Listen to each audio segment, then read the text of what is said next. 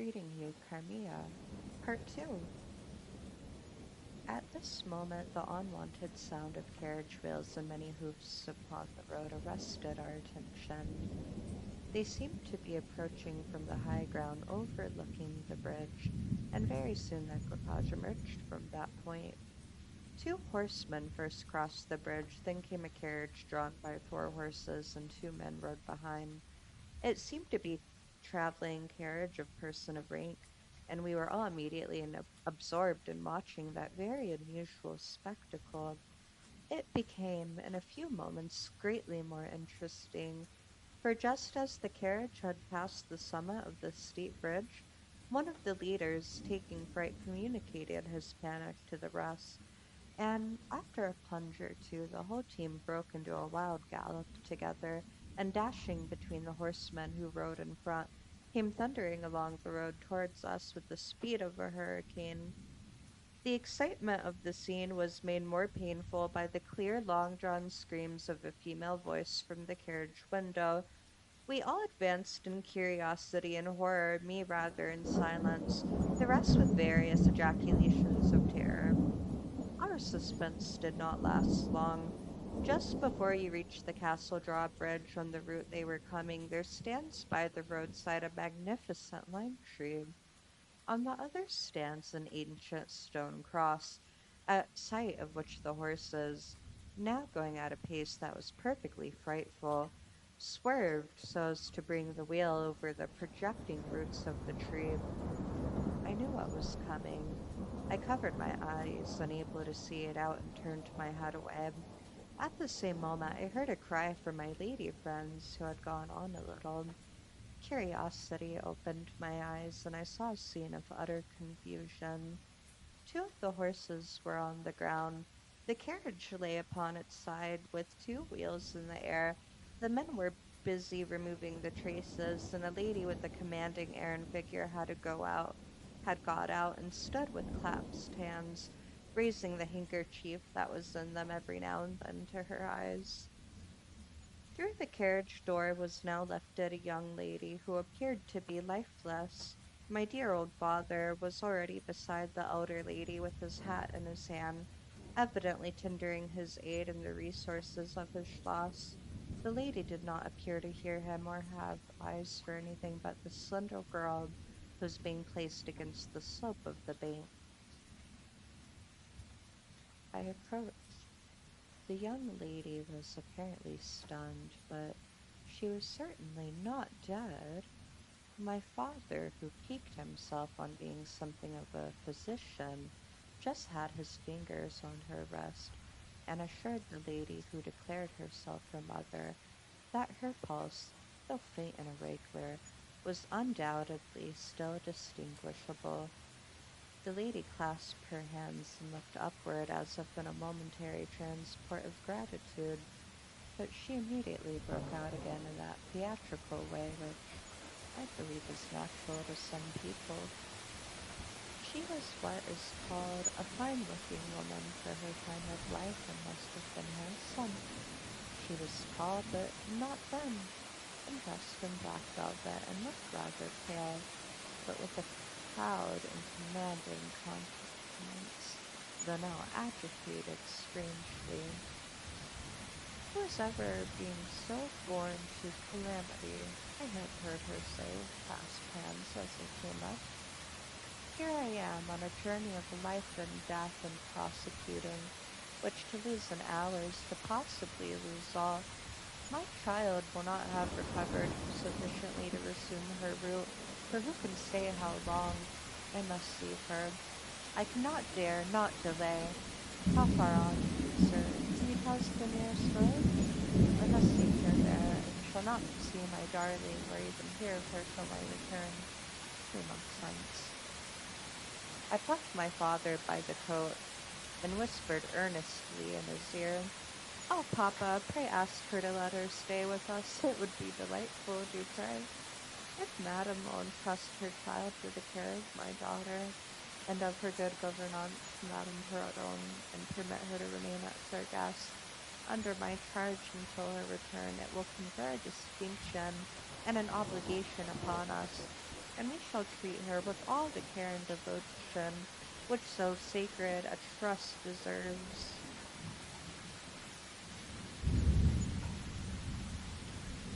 I cannot do that, sir. It would be to task your kindness and chivalry too cruelly, said the lady distractedly. It would, on the contrary, be to confer on us a very great kindness at the moment when we most need it. My daughter has just been disappointed by a cruel misfortune, and a visit from which she had long anticipated a great deal of happiness. If you confide this young lady to our care, it would be her best consolation. The nearest village on your route is distant and affords no such inn as you could think of placing your daughter at. You cannot allow her to continue her journey for any considerable distance without danger. If, as you say, you cannot suspend your journey, you must part with her tonight, and nowhere could you do so with more honest assurances of care and tenderness than here. There is something in this lady's air and appearance so distinguished and even imposing, and in her manner so engaging as to impress one, quite far apart from the dignity of the equipage, with the conviction that she was a person of consequence. By this time the carriage was replaced in its upright position, and the horses quite tractable in the traces again. The lady threw on her daughter a glance which I fancied was not so quite affectionate as one might have anticipated from the beginning of the scene. Then she beckoned slightly to my father, and withdrew 2 or 3 steps with him out of the clearing, and talked to him with a fixed and stern countenance, not at all like that which she had hitherto spoken. I was filled with wonder that my father did not seem to perceive the change, and also unspeakably curious to learn what it could be that she was speaking almost in his ear with so much earnestness and rapidity. 2 or 3 minutes at most, I think she remained thus employed. Then she turned, and a few steps brought her to where her daughter lay, supported by Madame Perrodon. She kneeled beside her for a moment and whispered, as Madame supposed, a little benediction in her ear, then hastily kissing her, she stepped into her carriage. The door was closed. The footmen in stately liveries jumped behind. The outriders spurred on, the postilions cracked their whips. The horses plunged and broke suddenly into a furious canter that threatened soon again to become a gallop, and the carriage whirled away, followed at the same rapid pace by the 2 horsemen in the rear. Chapter 3. We compare notes. We followed the cortege with our eyes until it was swiftly lost to sight in the misty wood, and the very sound of the hoofs and the wheels died away in the silent night air. Nothing remained to assure us that the adventure had not been an illusion of a moment, but the young lady who just at that moment opened her eyes. I could not see, for her face was turned from me, but she raised her head, evidently looking about her, and I heard a very sweet voice ask complainingly, "Where's mamma?" Our good Madame Perrodon answered tenderly, and added some comfortable assurances. And then I heard her ask, "Where am I? What is this place?" And after that she said, "I don't see the carriage, and Motska, where is she?" Madame answered all her questions in so far as she understood them, and gradually the young lady remembered how the misadventure came about, and was glad to hear that no one in attendance on the carriage was hurt, and on learning that her mamma had left her there till her return in about 3 months, she wept. I was going to add my consolations to those of Madame Perrodon when Mademoiselle de La Fontaine placed her hand on my arm, saying, "Don't approach. One at a time is as much as she can present converse with. Very little excitement would probably overpower her now. As soon as she is comfortably in bed, I thought, I will run up to her room and see her." My father, in the meantime, had a servant on horseback for the physician, who lived about 2 leagues away, and a bedroom was being prepared for the young lady's reception. The stranger now rose, leaning on Madame's arm, walked slowly over to the drawbridge and into the castle gate. In the hall, servants waited to receive her, and she conducted forthwith to her room. The room we usually sat in, as our drawing room is long, having 4 windows that looked over the mountain drawbridge on the forest scene I have just described. It is furnished in old carved oak with large carved cabinets, and the chairs are cushioned with crimson Utrecht velvet. The walls are covered with tapestry and surrounded with great gold frames, the figures being large as life. An ancient and very curious costume, and the subjects represented were hunting, hawking, and generally festive. It was not too stately to be extremely comfortable, and here we had our tea. For with his usual patriotic leanings, he insisted that the national beverage should make its appearance regularly with our coffee and chocolate. We sat here this night, and with candles lighted, we were talking over the adventure of the evening. Madame Perrodon and Mademoiselle de la Fontaine were both of our party. The young stranger hardly leaned down on her bed when she sank into a deep sleep, and those ladies had left her in the care of a servant. How do you like our guest? I asked as soon as Madame entered. Tell me all about her. I like her extremely, answered Madame.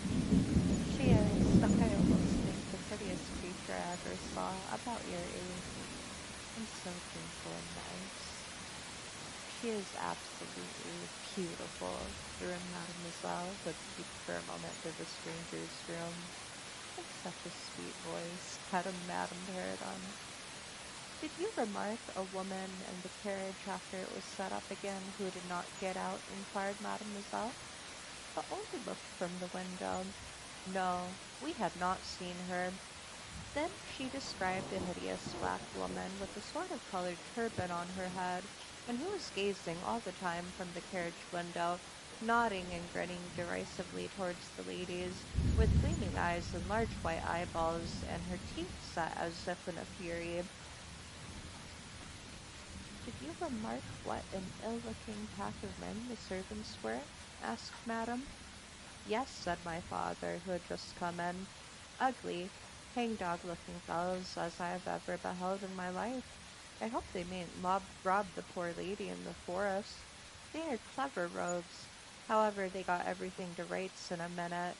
I dare say they are worn out with too long travelling, said Madame. Besides looking wicked, their faces were so strangely lean and dark and sullen. I am very curious, I own, but I dare say the young lady will tell you all about it tomorrow if she is sufficiently recovered. I don't think she will, said my father with a mysterious smile and a little nod of his head. It is as if he knew more about it than he cared to tell us.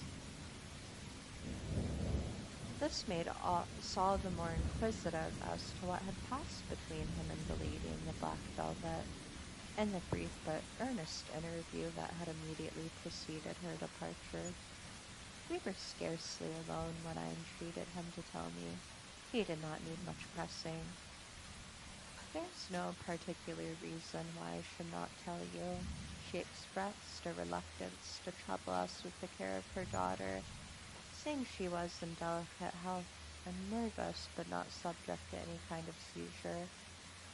She volunteered that, nor to any illusion, being in fact perfectly sane. How very odd to say all of that, I interpolated. It was so unnecessary. At all events, it was said, he laughed. And as you wish to know all that passed, which was very indeed little, I tell you, she then said, I am making a long journey of vital importance. She emphasized the word rapid and secret. I shall return for my child in 3 months. In the meantime, she will be silent as to who we are, whence we come, and whither we are traveling. That is all she said. She spoke very pure French.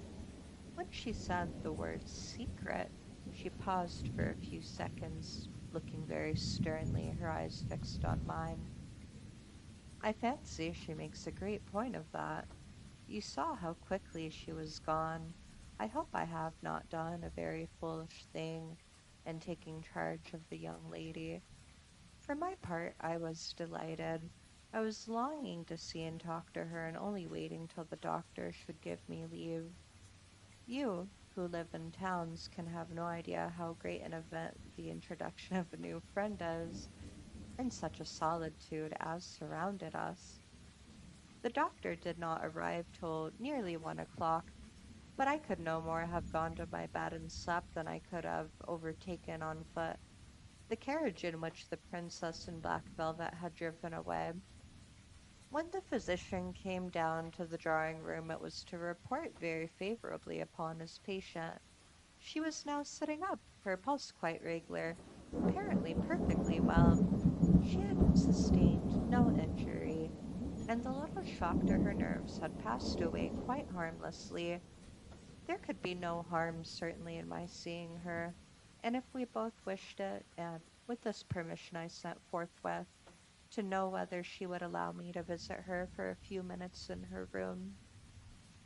The servant returned immediately to say she desired nothing more. You may be sure I was not long in availing myself of this permission. Our visitor lay in one of the handsomest rooms in the Schloss. It was perhaps a little stately.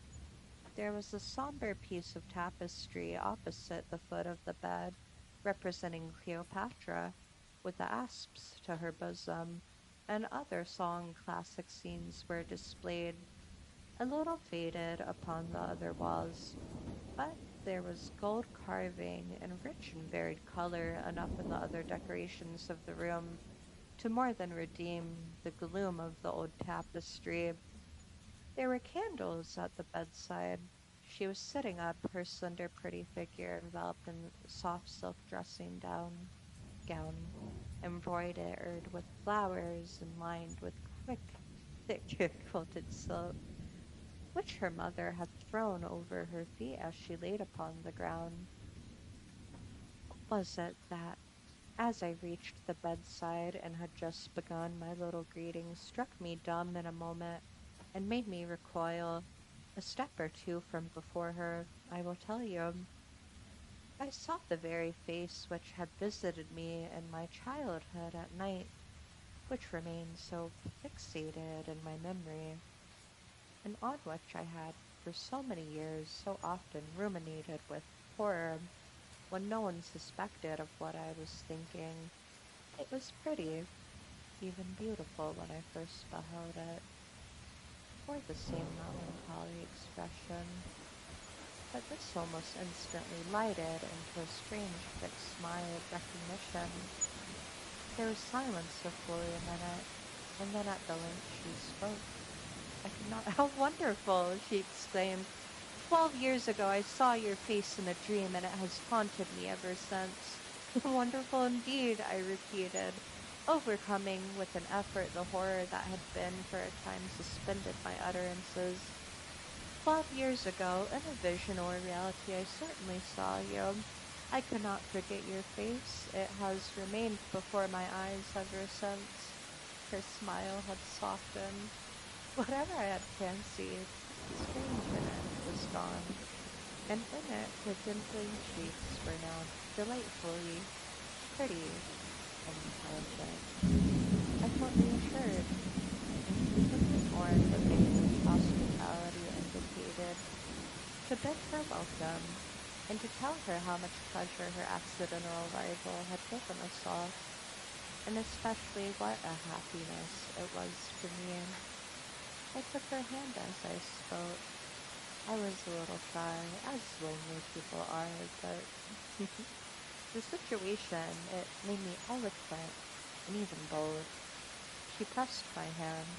She laid hers upon it, and her eyes glowed as, looking hastily through mine, she smiled again and blushed. She answered my welcome very prettily. I sat down beside her, still wondering, and she said, I must tell you my vision about you. It is so very strange that you and I should have had each of each other so vivid a dream, that each should have seen I you, and you me, looking as we do now, when of course we were both mere children.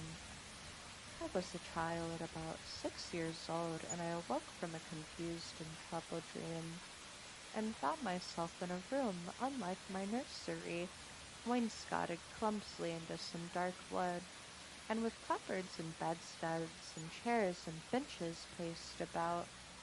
The beds were, I thought, all empty, and the room itself without anyone but myself in it, and I, after looking about me for some time and admiring, especially an iron candlestick with two branches, which I should have certainly known again, crept under one of the beds to reach the window. But as I got from under the bed, I heard someone crying, and looking up, while I was still upon my knees, I saw you, most assuredly you, as I see you now, a beautiful young lady, with golden hair and large blue eyes and lips. You, as you are here, your looks won me. I climbed on the bed and put my arms about you, and I think we both fell asleep. I was aroused by a scream. You were sitting up screaming. I was frightened and slipped down upon the ground, and it seemed to me lost consciousness for a moment. And when I came to myself, I was again in my nursery at home. Your face I have never forgotten since. I could not be misled by mere resemblance. You are the lady whom I saw then.